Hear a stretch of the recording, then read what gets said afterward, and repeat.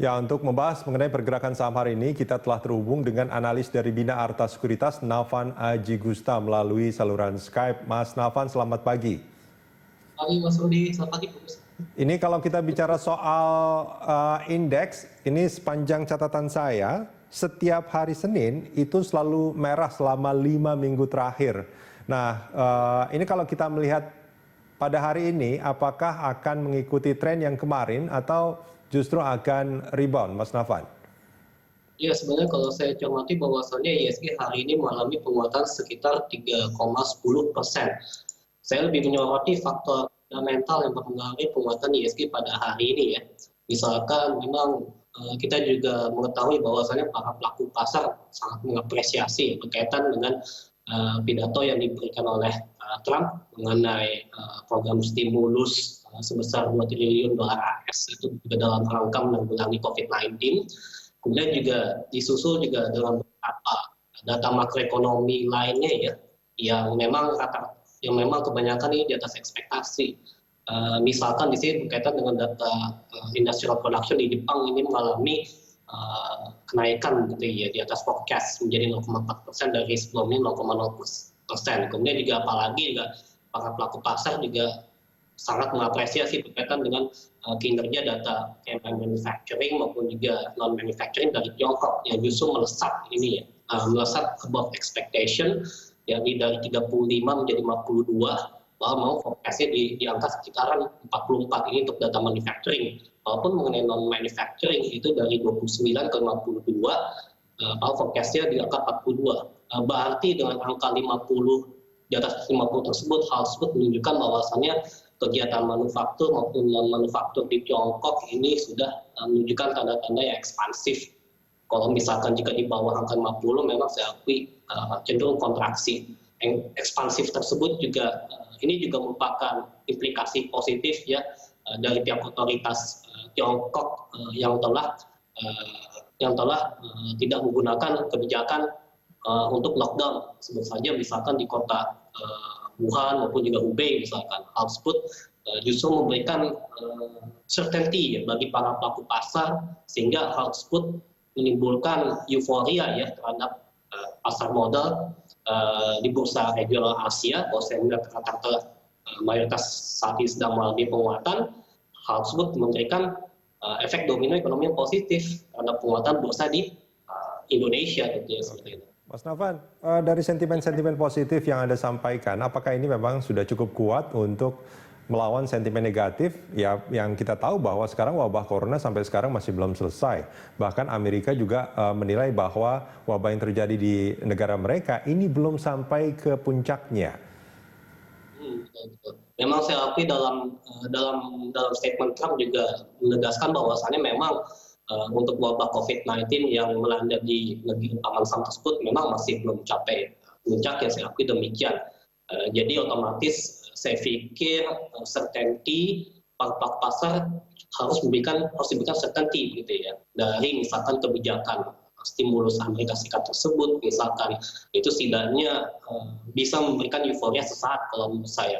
Terus juga di sisi lain kalau dari misalkan kalau kita melihat untuk data-data makroekonomi ke depannya, misalkan kita kan kalau di Indonesia nanti akan menantikan berkaitan dengan data inflasi, kemudian juga ada juga data manufaktur misalkan. Sementara kalau juga dari luar negeri juga ada beberapa data manufaktur maupun juga data services dari beberapa negara terkait yang memang mungkin juga akan dirilis, tapi memang proyeksi masih lebih cenderung kontraksi begitu ya kalau saya melihat ya. Kalau misalkan jika hasilnya masih mengalami kontraksi pun juga saya pikir hal tersebut justru akan memberikan tekanan gitu ya terhadap market. Tapi sebaliknya jikalau misalkan hasilnya di atas ekspektasi, tentunya ini juga akan memberikan kepercayaan diri bagi para pelaku pasar untuk terus melakukan akumulasi beli seperti itu.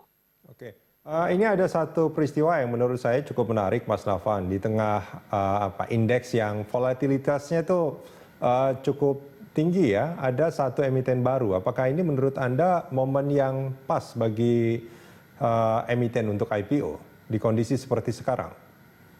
Ya kalau saya pikir bahwasannya saya terus terang ya, jika permasalahan COVID-19 atau enggak pandemi COVID-19 tersebut juga masih belum berakhir, mungkin sebaiknya juga para pelaku pasar mungkin akan melakukan reschedule gitu ya terhadap kegiatan pelaksanaan IPO gitu. Karena kan IPO kan ini kan juga membutuhkan euforia positif gitu ya. Baik itu secara fisik maupun juga secara intangible misalkan. Jadi kalau misalkan terjadi euforia, biasanya nanti pergerakan IPO itu akan terus mengalami penguatan misalkan dalam jangka pendek. Tapi kalau misalkan jika memang fenomena COVID-19 tersebut masih cukup kuat, ya saya pikir mungkin ini penguatannya hanya bersifat temporer begitu ya. Kecuali kalau misalkan jika kita ke depan juga akan ada data makroekonomi terus hasilnya positif. Sementara kita juga menantikan berkaitan dengan perumusan kebijakan stimulus jilid ketiga oleh pemerintah. Ini masih ditunggu-tunggu begitu ya. Karena kalau saya pikir ini juga kebijakan stimulus jilid ketiga ini merupakan kombinasi dari misalkan terkait dengan kesehatan masyarakat, kemudian juga pengamanan sosial, bahkan juga dukungan pemerintah untuk industri usaha yang terdampak pada COVID-19 tersebut, kalau menurut saya demikian. Oke, baik. Mas Nafan, ini kan ada rencana karantina wilayah dan lain sebagainya yang dilakukan sama pemerintah. Ini dilihat oleh pelaku pasar seperti apa?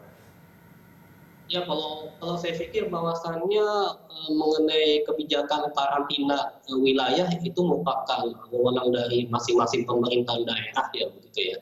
Dan memang sebenarnya sudah ditetapkan sebelumnya begitu ya. Dan saya pikir memang hal tersebut bertujuan agar supaya COVID-19 tersebut tidak melanda ke daerah-daerah yang memang menjadikan potensi begitu ya. Terus kalau misalkan pemerintah menerapkan partial lockdown, ini menurut saya masih diapresiasi dan hal tersebut tidak terlalu memberikan dampak yang negatif terhadap pertumbuhan ekonomi. Kecuali kalau misalkan jika pemerintah menerapkan total lockdown, nah ini mesti dipikirkan dari berbagai gejala sosial, gejala politik, gejala ekonomi maupun juga gejala keamanan. Ini yang patut dipertimbangkan oleh pemerintah karena efeknya memang bisa signifikan kalau menurut saya.